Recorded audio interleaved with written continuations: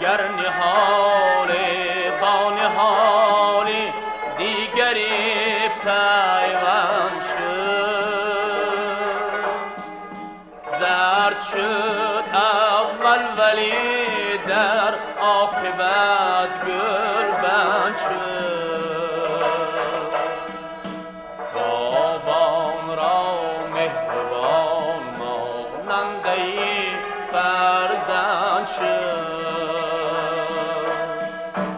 شاخ و برگشت گل کشاد میوه‌شون تن شد. فخر باغستان شده از با جولان میکند.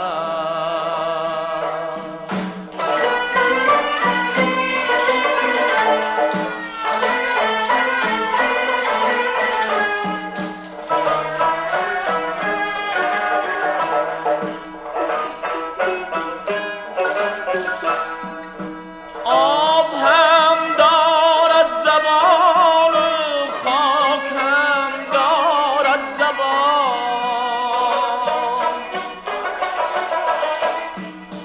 هر کی می‌داند زبانی آب و خاکی جاویدان، می‌سپارد دشت‌ها را ره خطیر راهی روان. در کتابی که هزاران می نویسد داستان،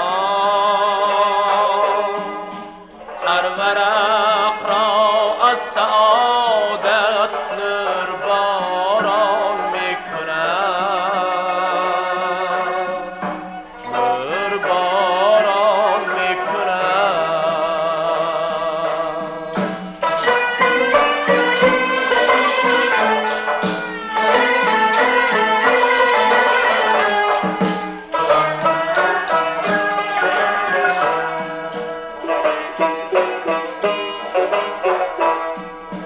تا که روید زرد هر یک پاره روی زمین، قوه عقل و خرد در کار دستان متین،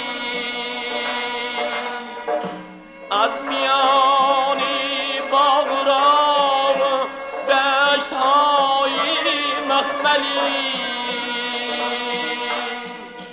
تا بیاید بوی عنبر بخش زلفان مهین.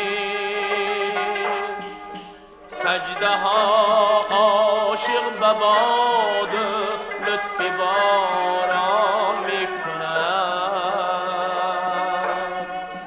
لطف باران میکند، لطف باران